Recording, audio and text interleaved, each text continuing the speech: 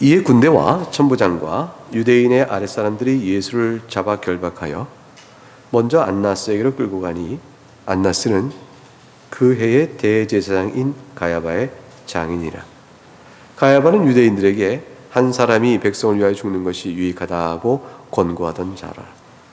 시몬 베드로와 또 다른 제사 한 사람이 예수를 따르니 이 제자는 대제사장과 아는 사람이라. 예수와 함께 대제사장의 집들에 들어가고 베드로는 문 밖에 서 있는지라. 대제사장을 아는 그 다른 제자가 나가서 문 지키는 여자에게 말하여 베드로를 데리고 들어오니 문 지키는 여종이 베드로에게 말하되 너도 이 사람이 제자 중 하나가 아니냐 하니 그가 말하되 나는 아니라 하도 그때가 추운 거로 종과 아랫사람들이 불을 피우고 서서 쬐니 베드로도 함께 서서 쬐더라. 대제사장이 그 예수에게 그의 제자들과 그의 교훈에 대하여 물으니 예수께서 대답하시되 내가 드러내놓고 세상에 말하였노라. 모든 유대인들이 모이는 회당과 성전에서 항상 가르쳤고 은밀하게는 아무것도 말하지 아니하였거늘 어찌하여 내게 묻느냐. 내가 무슨 말을 하였는지 들은 자들에게 물어보라. 그들이 내가 하던 말을 아느니라. 이 말씀을 하심에 곁에 섰던 아랫사람 하나가 손으로 예수를 쳐 이르되 네가 대제사장에게 이같이 대답하느냐 하니 예수께서 대답하시되 내가 말을 잘못하였으면 그 잘못한 것을 증언하라. 바른 말을 하였으면 네가 어찌하여 나를 치느냐 하시더라. 안나스가 예수를 결박한 그대로 대제사장 가야바에게 보내니라. 시몬 베드로가 서서 불을 쬐더니 사람들이 묻되 너도 그 제자 중 하나가 아니냐. 베드로가 부인하여 이르되 나는 아니라 하니 대제사장의 종 하나는 베드로에게 귀를 잘린 사람의 친척이라. 이르되 네가 그 사람과 함께 동산에 있는 것을 내가 보지 아니하였느냐. 이에 베드로가 또 부인하니 곧 닭이 울더라.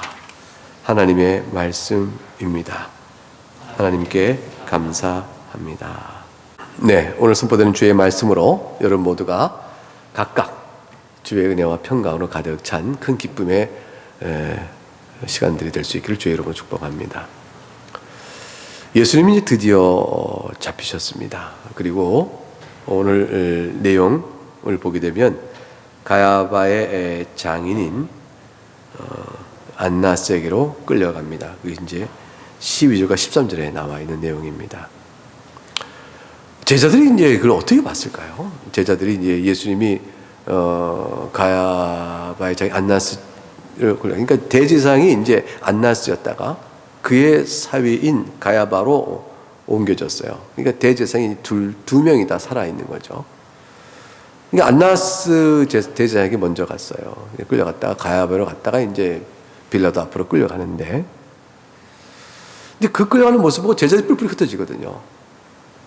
그 흩어진 제자들의 마음에 도대체 어떤 생각이 들까요? 하나님께서 어찌 지금 침묵하시나? 어떻게 일을 이렇게 하시나? 이 하나님께서 지금 살아계시 역사하시는 일인가?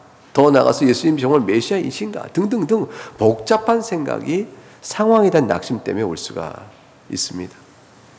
하나님의 일하심에 대한 이해를 예수님이 체포되어 끌려가서 가시는 이 장면 안에서 제자들이 얼마나 이해할 수 있었을까요? 얼마나 용기를 낼 수 있었을까요? 지금은 어둠의 때지만 하나님은 이때도 일하고 계시다 라고 확신한다면 감당할 힘이 생길 텐데, 어둠의 때에 그냥 하나님을 보지 못하고 뿔뿔 흩어져 버리면 두려움과 낙심과 후회가 있을 수 있게 되어지죠. 제자들이 예수님 부활할 때까지 각각 고기나 잡으러 가야겠다라고 생업을 따라 이전 모습으로 되돌아가 버립니다. 그들은 어떻게 해야 할지, 어떤 방향으로 나아가야 할지에 대하여 그들은 아직 깨닫고 마음의 방향을 잡지 못한 그런 상황이었던 것이죠. 흔들리는 상황이었습니다. 흔들리는 상황입니다. 근데 우리가 명심해야 될 게 있습니다. 제자들이 이런 상황을 우리가 알고 지켜보는 제3자 입장에서 이 본문을 우리에게 적용해 보는 거 아니겠어요? 그때 우리는 이걸 보면서 적어도 분명히 하나 아는 것이 있습니다. 하나님은 예수님이 붙들려가고 제자들은 붙들어간 예수님과 이 상황을 이해하지 못하여 그들 낙심하여 흩어진다 할지라도 하나님은 그곳에서 이미 함께 하시고 일하고 계시다는 것입니다. 이것은 14절에 이미 있는 이런 하나님 일하심을 보여주는 아이러니죠. 일종의 조롱이기도 하고요. 그 14절 이렇게 되어 있는 내용을 통해서 우리가 확인돼 갑니다. 가야바는 유대인들에게 한 사람이 백성을 위하여 죽는 것이 유익하다고 권고한 자다. 이거 어디서 이런 말씀을 드리면 요한복음 11장에 가서 대목에 이 말이 나옵니다. 요한복음 11장을 가보시면 요한복음 11장 46절과 53절 말씀 대목에서 예수님이 나사로를 살리셨어요. 이 엄청난 사건이 막 유대인들에게 퍼져가니까 바리새인에게 이 사실을 알립니다. 47절에 대제사장과 바리새인이 공회를 모으는 거죠. 이거 어떻게 하면 좋으냐? 표적을 자꾸 행하는데 이득을 그대로 두면 사람이 다 그를 믿게 되지 않겠냐? 그럼 로마인들이 우리 땅과 민족을 다 뺏어갈 때 이거 어쩌면 좋으냐? 뭐 이제 말을 했습니다. 이 사람들은 참 이상하죠.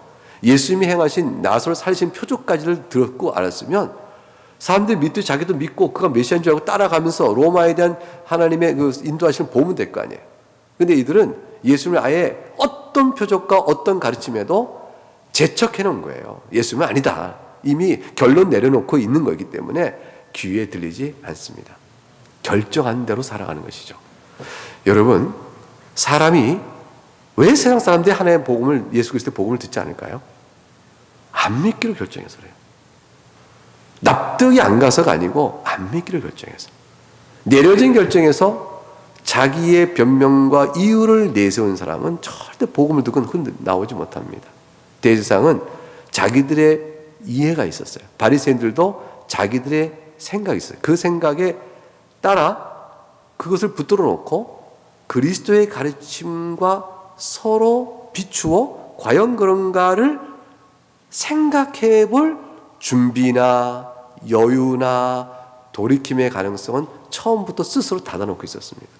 그러니까 대화가 소용없고 주의 그 명백한 가르침, 모든 유대인들이 듣도록 가르친 것과 모든 유대인들 앞에서 행하신 표적이 아무런 그들에게 유익을 주지 못했던 겁니다. 그리고 저들이 죽이기로 한 거죠. 그때 가야바가 그런 말을 한 겁니다. 50절에 한 사람이 백성을 위하여 죽어서 온 민족이 망하지 않게 되는 것이 너에게 유익한 줄 생각하지 아니한도다 했도다. 이 말이 얼마나 아이러니해요. 정말로 한 사람이 죽어서 온 택한 백성이 민족들과 방언들과 그 나라들 가운데서 다 택하여 구원받게 되는 것이 얼마나 우리에게 예수님이 얼마나 유익합니까? 그런 사실을 마치 알고 말하듯이 이자가 말하고 말았어요. 가야바의 속뜻은 뭐였겠어요? 예수를 죽임으로 로마로부터 민족이 망하는 일을 막자, 이런 얘기겠죠. 자기는 그 주장했지만 자기 입으로 결국 그리스도를 증언하는 말을 하고 만 것입니다. 이게 하나님의 역사심의 아이러니예요. 하나님께서 악인을 조롱하시는 거죠. 네 입으로 네가 말하였다. 이렇게 조롱하게 하시는 거죠. 이들이 가야바가 49절에 너희가 아무것도 알지 못하노다 했는데 누가 알지 못해요? 가야바 자신이 알지 못하는 말을 하고 있는 것이죠. 그 불의하고 악한 대제사장인 가야바가 자신의 말로 스스로 의도하지 않은 채 진실하신 대제사장인 예수를 증거하고 만 것입니다. 여기에 하나님의 손길이 있죠. 악인의 입을 통해서 하나님은 예언을 선포하십니다. 악인은 악을 도모하지만 그리고 악의 성공을 축하하지만 진리는 그것이 그릇되다는 사실을 역으로 증명해냅니다. 우리는 이 진리를 잘 기억해 두어야 합니다. 예수님의 체포하신 이 장면을 쓰면서 사도 요한은 14절에 가야바는 오늘 본문 다시 18장 돌아오면 가야바는 유대인들에게 한 사람이 백성을 위하여 죽는 것이 유익하다고 공고하던 자라. 그자 앞에 예수님이 끌려왔다. 이 말은 뭐예요? 예수님이 체포된 이 일이 낙심되고 절망된다 이런 뜻이 아니죠. 사도 요한은 지금 이 예수님의 부활까지 다 보고 복음 사역하면서 이걸 쓰고 있는 거예요. 그러니까 회고적인 거죠. 사도 요한은 회고적인 거예요. 이 가야바가 어떤 자였나? 예수님이 죽어서 오미 산다고 말한 자였나? 과연 그 말이 복음인데 스스로 자신이 복음을 말하는 말을 했구나. 이 어리석고 미련한 자. 그거를 지금 사도 요한은 이미 아는, 진리를 아는 자로 이렇게 이걸 적고 있는 겁니다. 이 과거의 일을 적고 있는 거죠. 그러니까 이 깨달음이 큰 거죠. 뭘 보고 있는 거죠? 하나님의 일하심을 보는 거예요. 우리가 인생을 살고 나서 돌아보면 보이는 하나님의 손길들. 그때 내가 이 말 했는데 그 말이 결국은 내 말이 스스로 나를 정죄하는구나. 또는 내 말이 나를 옳게끔 주님 그 말들을 하게끔 주님이 이끄셨구나. 등등 이걸 다 우리가 봐요. 하나님의 섭리라는 것은 현재 장래일에서 하나님의 손길을 이렇게 과거를 돌아보게 되는 것이죠. 우리가 주님 앞에 구하였던 것이 이루어진 일, 구했던 일이 이루어진 일에 대한 하나님의 선한 손길들, 그 앞에 우리가 어떻게 했는가. 그때는 몰랐어요. 그때는 몰라서 하나님의 인도하심과 선한 손길들에 대한 것을 몰라서 그때는 하나님 언제 어디 계세요? 한평생 하나님 저와 함께 하시나요? 라고 물었던 인생의 세월들, 삶의 수고와 슬픔이 있으니까 살면서 그때마다 주님 기도하시는데 기도하면서도 주님은 내 기도에 중요한 기도는 응답지 않으시고 사소한 기도는 응답해 주는 것 같다. 뭐 이런 식 하면서 이제 이렇게 살아왔으면 지나고 나서 보게 되면 큰 줄기 안에 하나님께서 나를 어떻게 사랑하시는가 보이게 되어지죠. 그러면 이제 부끄러운 마음이 드는 거죠. 사도 요한은 지금 이 말을 써놨을 때 흩어진 제자들의 입장에서 이 일이 하나님이 섭리 가운데 이루신 일이요 가야바에 끌려가나 가야바는 스스로 자신이 한 일을 증거하는 일이었으니 하나님께서 살아계셔 함께 계시는데 참으로 부끄러운 시간들이었다. 이것을 고백하고 그 심령으로 적지 않을 수가 없는 것이죠. 하나님의 말씀은 우리에게 그것을 알려줍니다. 오늘 본문에서 사도 요한의 시점과 시각 안에서, 아니 우리의 입장에서 이 말씀을 보게 하고 그대로 우리의 인생의 문제를 보게 합니다. 베드로의 부인을 좀 살펴볼까요? 첫 번째 사건이 어떤 것입니까? 이제 베드로가 15절 가니까 시몬 베드로와 또 다른 제자 한 사람이 예수를 따르니 이 또 다른 제자 한 사람이 누군지 모릅니다. 모르는데 아마 요한일 거란 생각을 많이 해요. 이 제자는 대제사장과 아는 사람이라 대제사장과 알 법한, 요한은 좀 알 법한 관계라고 봐요. 그래서 이 예수와 함께 대제사장 집에 들어갑니다. 베드로가 예수님을 끌고 간 대제사장 뜰에 들어갈 수 있는 문이 있다고 그랬어요. 16 보니까 문 밖에 서 있는 줄 알고 문이 있는 거죠. 문은 닫으면 못 들어가는 거잖아요. 문을 열고 들어가야 되는데 아무나 열어주고 들어오게 하겠습니까? 그러니까 베드로가 또 다른 제자 한 사람과 함께 가게 되어집니다. 근데 하필이면 이 제자가 대제사장과 아는 사이라 문을 지키는 여종하고도 아는 사이. 그러니까 요한이 쑥 들어갈 수 있었고 베드로 들어가는 순간에 요한이라고 말하기는 어렵죠. 또 다른 제자 한 사람이 그 여종에게 말해서 베드로를 데리고 들어가게 됩니다. 베드로 입장에서 어떻게 되겠어요? 이야, 잘 됐다. 하필이면 서로 아는 사이가 돼갖고 말이야. 내가 들어갈 수 있게 됐어. 들어갔습니다. 베드로는 예수님을 이제 지켜보려고 들어간 거죠. 여기에 베드로가 나름대로 예수님을 향한 사랑의, 충성의 또는 그 행동적인 이게 태도가 나온 겁니다. 베드로는 나름대로 용기를 낸 거죠. 이렇게 들어간 겁니다. 들어갔는데 하필이면 문 지킨 여종이 베드로를 알아보는 거예요. 17절 보니까 너도 이 사람의 제자 중 하나가 아니냐? 이렇게 물어보죠. 이 여종이 이제 어떻게 착하게 얘기했겠어요? 아무튼 이거 여러분 여종 역할을 맡아보세요. 어떻게 하시겠어요? 이렇게 손가락 딱 하면서 하지 않을까? 그래서 너도 아니냐? 이렇게 했을 거란 말이에요. 하필이면 이 여종이 어떻게 베드로를 알아볼까요? 이제 베드로의 위기가 오기 시작한 겁니다. 하필이면. 여러분, 우리가 하필이면 이렇게 말할 때가 있어요. 하필이면 왜 그때? 하필이면 왜 그때? 하필이면 베드로에게 있어서 여종이 알아본 거예요. 자, 베드로는 마음이 조마조마조마조마. 그저 저 제3자로 저 저 뒤에 서서 예수님 어떻게 되는 걸 그냥 보고 어떡하면 좋니 이렇게 하고 싶은데 그냥 탁 자기 정체가 드러나니까 당장 나오는 대답이 17절에 뭐죠? 나는 아니라. 여러분, 이 베드로를 이해할 수 있습니까? 우리가 베드로가 같다고 생각하십니까? 나는 아니라. 나 아니야. 이 말은 뭐냐면 나 아직 죽을 준비 안 됐어, 그거죠. 난 예수님처럼 아직 체포돼서 이렇게 고난당하고 어떻게 될지 모른다. 여기 아직 준비 안 됐어, 나는. 그거죠. 예수님께서 아니라고 말했을 때 베드로야, 너는 나를 누구라 하느냐 이렇게 물어본다면 베드로가 그때 예수님, 제가 전에 예수님 그리스도 하나님의 아들이라고 그랬죠. 저 그 취소해요. 전에는 예수님, 제가 다들 예수님 버릴지언정 저는 예수님 따를 겁니다 했었죠. 그거 취소해요. 이렇게 말할까요? 자기 한 말이 다 기억나니까 예수님께서 베드로야, 너는 나를 누구라 하냐 물어본다면 이때쯤에 예수님 어떡해요? 제가 드린 말씀은 다 사실이에요. 그렇지만 지금은 조금 이럴까요? 베드로는 두 가지 마음이에요. 우리는 주님을 사랑해요. 근데 위기나 두려움이나 낙심이나 불만이 생기거나 욕심이 생기면 그때 예수님을 사랑하지만 살짝 밀어놓는 거예요. 예수님이 그걸 드러내시면 다시 예수님을 사랑한 거 아시잖아요. 예수님을 사랑에 대한 내용을 말해요. 이게 거짓은 아니에요. 거짓은 아니에요. 진실인데 그 진실을 드러내놓고 자기 손해를 감당할 만한 각오나 준비가 안 돼 있는 거예요. 그래서 예수님을 버릴 생각이 있는 것이 아니에요.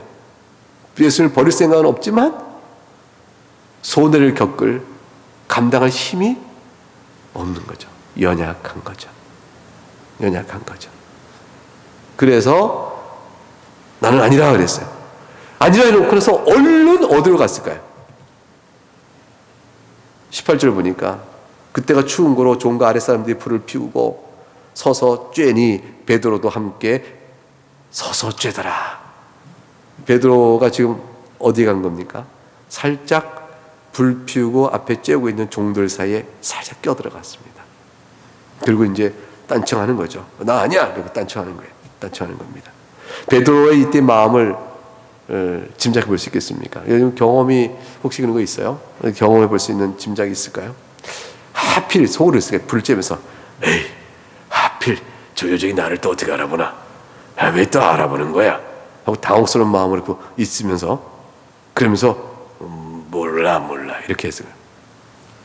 아까 아이들 얘기해서 설교할 때 얘기한 것처럼 친한 단짝이 있다고 쳐보십시다. 절친이요, 베프예요, 단짝이에요. 그 단짝과 있는데 이 단짝이 불량배한테 매를 맞는 거예요. 그래서 말하기를 처음에는 안 돼! 왜 때려! 너 이렇게 친구를 위해서 이렇게 나섰는데 그 불량배가 눈을 룩 뜨면서 쳐다보면서 너 얘랑 뭐야? 너도 맞을래? 이렇게 되는 순간 아니야 이렇게 쓱 피할 수가 있죠. 나 쟤 사실 몰라 라고 말해버린 것 똑같아요. 그때 매 맞는 단짝은 그런 자기를 보면서 얼마나 배신감을 느낄까요?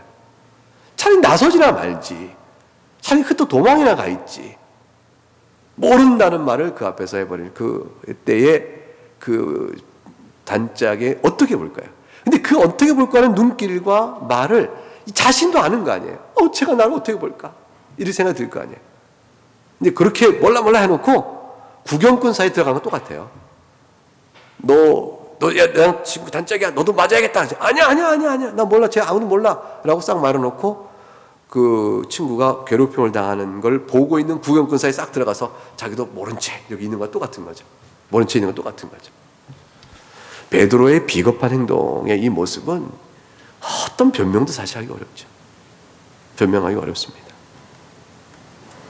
근데 그게 우리라는 거예요. 그게 우리라는 것입니다.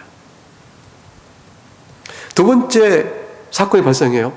불을 쬐고 있는데 그 틈에 살짝 끼었는데 그럼 보호를 이제 안심해야 되는데 하필 그 가운데 또 하필 그 가운데 베드로를 알아보는 사람이 있는 거예요. 25절 뛰어넘어가면 시몬 베드로가 서서 불을 쬐더니 사람들이 묻되 너도 그 제종 하나가 아니냐? 이렇게 물어보면 하필 그걸 알아보면서 베드로가 뭐라고 말합니까? 나는 아니야! 그랬을까? 나는 아니야. 또 부인합니다.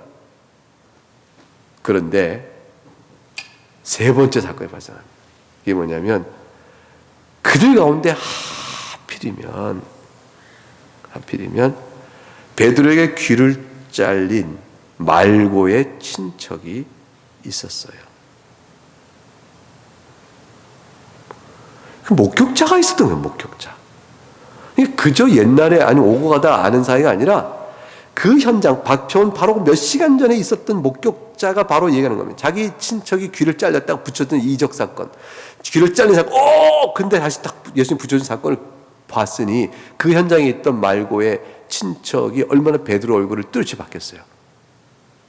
그러니 어떻게 움직일 수 없는 증인자가 나타난 겁니다. 네가 그 사람과 함께 동사인 것을 내가 보지 아니했느냐 이렇게 말했으니 베드로 이때쯤에 하면 하고 도망을 차라리 가든가 할 텐데 그 자리에서 베드로가 나는 아니다 라고 다시 부인합니다. 이때 베드로의 부인은 고의적이고 의도적이고 단호한 부인으로 세 번째 반복되는 것이죠. 겟세마네 동산 나 근데 몰라. 예수님 나 그저 모른다고. 예수와 함께 있는 사람들 나 몰라. 이거죠. 그래서 일체의 예수님과의 모든 관계를 다 부정해버립니다. 배신. 베드로는 여기서 배신의 절정을 이룹니다. 가룟 유다도 아는 겟세마네 동산을 베드로가 딱 모른다고 잡아떼고 있는 거죠. 예수님은 이런 베드로를 이미 알고 보고 계셨어요. 그게 이제 27절이죠. 27절을 같이 읽어볼까요? 시작. 이에 베드로가 또 부인하니 곧 닭이 울더라. 닭이 하필 그때에 웁니다. 베드로의 입장에선 다 하필 그때예요.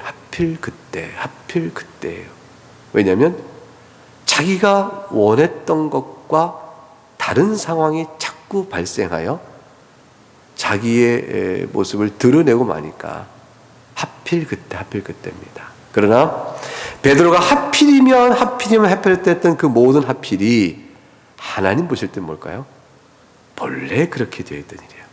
본래 다 아시는 하나님께서 본래 그렇게 작정하신 일이었습니다. 하나님은 지금 일하고 계신 겁니다. 무슨 일을 하고 계실까요? 베드로에게 얼마나 예수님이 너를 사랑하는지를 알려주시는 일을 하고 계신 거예요. 얼마나 내가 너를 사랑하는지 아느냐. 그거를 베드로에게 깊이 깨닫게 하시기 위하여 지금 하나님의 계획 안에서 이 일들이 이뤄가고 있는 겁니다. 어떻게 해야 될까요? 예수님께 미리 예언을 하셨거든요. 예언 13장 가게 되면 요한복음 13장 열어보세요. 13장 30절에 38절 가면 이 요한 13장이 이제 그 목요일에 주님께서 잡히시기 전날에 6월절 만찬을 나눈 그날 밤 아닙니까? 10절 30절 유다가 그 조각을 받고 곧 나가니 밤이라고 했어요. 예수께서 이 중에 나를 팔자가 있다 하셨고 유다가 그 조각을 받고 나갔습니다. 나간 다음에 31절 이하에 예수님께서 놀라운 말씀하세요. 인자가 영광을 받았다. 하나님도 영광을 받으실 것이다. 그리고 33절에 33절 한번 읽어보세요. 시작. 작은 자들아 내가 아직 잠시 너희와 함께 있겠노라. 너희가 나를 찾을 것이나 일찍이 내가 유대인들에게 너희는 내가 가는 곳에 올 수 없다고 말한 것 같이 지금 너에게도 이르노라. 얼마나 수수께끼 같은 말씀이에요. 주님이 어디 가시는데 함께 못 간다는 거예요. 지금까지 3년 동안 주님 가는 곳마다 다 따라다녔는데 모든 거 다 버리고 주님이 추운데 가면 추운데 산에 가면 산에 어디나 따라다녔는데 아니 왜 지금 와서 갑자기 못 온다고 나를 못 찾는다고 말씀하세요. 왜 요즘 주님이 그러실까요? 베드로가 그래서 나선 거죠. 그래서 36절에 베드로 나선 거 아닙니까? 주여 어디로 가시나이까? 예수께서 대답하실 때 내가 아는 것에 네가 지금은 따라올 수 없으나 후에는 따라오리라. 베드로가 이해 못하죠. 37절 주여 내가 지금 어찌 따라갈 수 없나이까? 주를 내 목숨을 버리겠나이다. 38절 예수님께서 그때 대답하십니다. 네가 나를 위하여 내 목숨을 버리겠느냐? 내가 진실로 진실로 네게 이르노니 닭 울기 전 네가 3번 나를 부인하리라. 베드로는 이 말이 닭이 우는 소리가 났을 때 다 생생히 기억났을 거예요. 그리고 나서 무엇이 그 베드로 하여금 통곡하여 울게 했을까요? 베드로는요 이 말 듣고 통곡해 울었어요. 그게 뭐냐면 누가복음 보게 되면 이 말씀이 나와요. 베드로가 닭이 울자 통곡하여 울었더라. 그 말씀이 나옵니다. 여러분 베드로가 왜 울었을까요? 첫째 하나는 닭이 우는 순간 예수님이 자기가 예수님을 부인하리라 3번 부인하는 말씀이 생각나니까 예수님을 부인한 자기의 모습이 너무 부끄럽고 수치스럽고 그래서 울었죠. 그래서 울었어요. 그렇죠. 우리도 그렇잖아요. 드러나니까 우리의 그 부끄러움이 드러날 때 우리 울 수밖에 없죠. 근데 또 하나가 있죠. 예수님께서 네가 나를 3번 부인하라 하신 앞서 하신 말씀. 네가 내가 가는 길에 따라올 수 없느니라. 이 말씀 속에 담겨 있는 뜻, 그 뜻들이 나중에는 시간이 갈수록 베드로가 깨달아집니다. 그 길은 어떤 길입니까? 예수님께서 제자를 사랑하는 길. 그 길은 어떤 길이에요? 죽으심으로 사랑하는 길. 죽으심으로 살리시는 길. 베드로가 통곡해 울었을 때 과연 얼마만큼 복음의 진리를 깨닫고 울었는지를 모릅니다. 누가복음 22장 61절 62절에 다만 이렇게 되어 있어요. 베드로가 주의 말씀 곧 오늘 닭 울기 전 네가 3번 나를 부인하는 하심이 생각나서 밖에 가서 심히 통곡하니라. 이 이후에 베드로가 얼만큼 말씀이 깨달은지 모르겠어요. 예수님 홀로 죽음의 길로 가시는구나. 저 길은 내가 아무리 열심히 따라갈 수 없는 길이구나. 그래야 내가 따라갈 수 없는 길이니 주님 홀로 가시는 길이 얼마나 고난의 길인가. 주님의 죽으심으로 도리어 나를 살리시니 내가 그 사랑 앞에 함께 가고자 가지 못하는 주님의 외롭고 홀로 가시는 저 구원 사역의 길, 그 길을 주님을 보내면서 주님의 죽으심으로 도리어 나를 살리시니 내가 그 사랑 앞에 통곡하며 운다. 이렇게 하는 울음이었을까? 아마도 거기까지는 아니었을 것 같아요. 왜냐하면 베드로가 부인하고 통곡하고 우는 것은 주님의 죽으심의 그 길에 자기가 함께 가지 못한다라는 이 구속사역은 오직 예수 그리스도 성자 하나님만이 감당하실 일이라는 사실까지 미쳐서 주님의 사랑에 감동에 울었다기보다는 자기 부끄러움에 운 게 더 커요. 근데 나중에는 시간이 가고 말씀 깨달으면서 자기의 부인과 예수님의 예언 그리고 자기 통곡 속의 울음이 나중에 돌이켜 말씀을 깨닫고 난 다음에 겹쳐지면서 그 울음에 대한 자기 해석이 새롭게 더할 겁니다. 그 길은 내가 갈 수 있는 길이 아니었다. 나는 그때 부끄러웠다. 이렇게 될 거예요. 그때 자신이 예수를 위해 목숨을 버리겠다는 말의 무모함과 한계, 죄인으로서는 감당할 수 없는 십자가, 그것을 바라보며 그때 통곡의 의미가 또 새롭게 의미 부여가 되었을 겁니다. 우리도 많이 그러거든요. 이제 오늘 주님의 말씀 속에서 나머지 본문의 19절 이하의 내용은 간략하게 정리하겠습니다. 대제사장이 예수에게 그의 제자가 그 교회에서 묻습니다. 뭘 묻는 거예요? 제자들은 누구며 그들에게 뭘 가르쳤는가? 이렇게 묻는 거죠. 그래서 20절 예수님이 말합니다. 드러내고 세상에 다 말하였고 모든 유대인들이 모이는 회당과 성전에 내가 항상 가르쳤는데 아무것도 은밀하게 몰래 귓속말로 가르친 것이 없거늘 어찌하여 내게 묻느냐? 내가 무슨 말 하였는지 들은 자에게 물어보라. 이 들은 자가 누굴까요? 20절에 나와 있는 모든 유대인들이 모이는 회당에 가르쳤으니 내 말을 듣는 모든 유대인일 것이며 사실은 조금 더 정확히 짚어보면 이 19절에 그의 제자들과 그의 교훈에 대하여 물었다 했으니 내 제자에게 물으면 더 정확히 안다. 이런 말씀까지 포함되어지죠. 주님은 이 말씀 속에서 한 가지 분명한 사실을 말해요. 첫째는 내가 분명히 가르쳤다라는 것이고, 내가 가르친 바가 무엇인지는 내 말을 들은 이 세상 모든 유대인들이 알 것이요, 그들이 부인할지라도 누구에게 물으면 알 거라는 말을 주님이 전하고 있어요. 제자들에게 물으면 알 것이다. 그 말씀하는 거죠. 그런데 베드로는 어땠습니까? 예수님 자체를 모른다고 부인하고 있는 상황이죠. 근데 예수님 뭐라고 말씀하세요? 내가 무슨 말을 했는지를 알고자 하느냐? 내가 다 아는 곳에 말했으니 들은 사람이 물어보고 그들이 부인할지라도 제자들에게는 물어봐라. 네가 내가 제자에게 물어보는데, 너희가 나에게 제자들과 그 제자들에게 무엇을 가르치냐고 물어보는데, 내가 제자들에게 가르친 말을 제자가 들었고 주변의 모든 유대인들이 증인으로 있느니라. 그 증인들에게 물어보거나 그들의 말을 안 듣는다면 내 제자에게 직접 물어봐라. 그러면 내가 무슨 말을 가르쳤는지 너희가 알리라. 주님은 자신이 무엇을 가르친 것에 대한 증인으로 제자들에 대한 신실한 기대를 여기서 말하고 계세요. 근데 베드로는 부인하고 있습니다. 자, 예수님은 베드로의 부인을 알 텐데 왜 제자들에게 물어보면 다 알 거라는 것까지 염두에 두고 말씀하실까요? 예수님은 이들을 통하여 주의 가르침을 전하실 계획이 있으셨거든요. 즉 제자들의 부인에도 불구하고 제자들 증인으로 사용하시는 주님의 사랑이 여기에 있는 거예요. 주님은 제자들에 대한 기대를 저버리지 않으십니다. 주님은 제자들이 끝내 주님을 위하여 복음을 전할 자로 세워지고 복음을 그렇게 전할 자라는 것을 미리 사실 이곳에서 말씀하고 있는 것과 같습니다. 제자들이 언제 어떻게 해서 주의 복음을 전하게 될까요?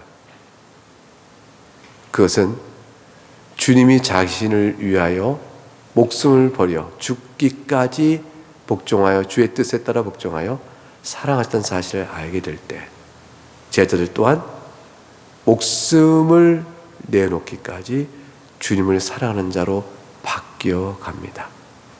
그리고 그들은 복음을 전합니다. 말하는 것이죠. 공회 앞에서 당당하게 말합니다. 사람의 말을 들을 것인가 하나님의 말씀을 들을 것인가 너희가 결정하라. 하나님의 말씀을 듣지 않을 수가 없다. 주 예수께서 복음을 전하는 일은 주의 하나님의 뜻이니라. 그들은 당당하고 담대하게 전하는 자로 바뀌어버립니다. 주님은 이미 그들을 사랑하여 그 증인자로 세우는 데까지 끝까지 붙들어내십니다. 이게 예수의 사랑입니다. 우리의 믿음, 우리 오늘 서 있는 자리 다 주님의 사랑이에요. 우리의 믿음은 우리가 지킨 것이 아니에요. 주님이 우리 믿음을 지켜주시는 거예요. 지켜주시는 거예요. 그래서 오늘 이 자리에 있는 겁니다. 여러분의 입을 통해 복음이 증거될 때, 여러분이 복음의 증인자로 살아갈 때, 여러분이 서로 사랑하라. 주님이 두 가지 명 주셨잖아요. 내가 너희를 위하여 사랑한 것 같이 너희를 사랑하라. 내가 너희를 위하여 사랑하시며 줄치고, 그 내용은 뭘까요? 죽기까지. 죄인된 너희를 죽기까지 위하여 내가 죽었으니 너희도 서로 사랑하라. 우리의 사랑은 그런 것이죠. 그러므로 그것을 전하라고 그러셨어요. 주님이 죄인된 우리를 위하여 죽기까지 사랑하셨으니 세상 사람들여 들으라 하고 말하는 것이죠. 그래야 들을 끼 있는 자는 듣고 주 앞에 나오게 되는 것입니다. 세상은 23절에 보게 되니까 22절에 곁에 섰던 아랫사람 하나가 손으로 예수를 칩니다. 지금 이 자가 누구를 치고 있는 거예요? 성자 하나님 성령하신 거룩한 참 제사장이요 하나님의 아들을 칩니다. 저 손이 어떻게 될까? 네가 내 대상에 이렇게 대답하느냐? 이 자도 어떻게 이렇게 예수를 믿으면 살 텐데 과연 그런 은혜가 이 자가 있었을까? 23절 예수께서 대답하실 때 내가 말을 잘못했으면 그 잘못을 증언하라. 바른 말을 하였으면 네가 어찌 나를 치느냐. 세상은 복음을 전해도 진리를 말한다고 해서 듣지 않고 칩니다. 예수님이 당하셨어요. 제자들은 예수님의 말이 무엇인지를 세상이 요구할 때 또 말할 것이며 저들이 전할 것입니다. 전할 때 세상은 제자들을 칠 것입니다. 교회는 그리스도의 복음을 전하는 교회는 세상으로부터 궁극적으로 미움의 대상입니다. 우리가 스스로 허물을 행하여 많은 세상으로부터 조롱받을 만한 허물을 행하여 복음을 가리우는 어리석은 일을 하지 않도록 애를 쓰고 실제로 선한 삶을 도모한다 할지라도 복음 자체는 세상에서 미움을 받습니다. 예수님이 그러셨습니다. 그리고 돌이킨 사도들도 그런 것이었습니다. 이런 모든 일을 알며 주님께서 이때쯤에 베드로를 향한 신실한 사랑과 버리지 않는 은혜를 나타내 보이고 계신 겁니다. 우린 다 베드로 같습니다. 그러나 우리 베드로 같은 우리를 주님이 사랑하신 거예요. 여러분 모든 이 사랑을 받으신 분들이고 지금 받고 계시고 앞으로도 받으실 것입니다. 주님의 제자로 산다는 것이 어떤 은혜인가를 생각하시면서 오늘 한 해도 감사함으로 주님 앞에 기도하시면 좋겠습니다. 함께 찬송하겠습니다.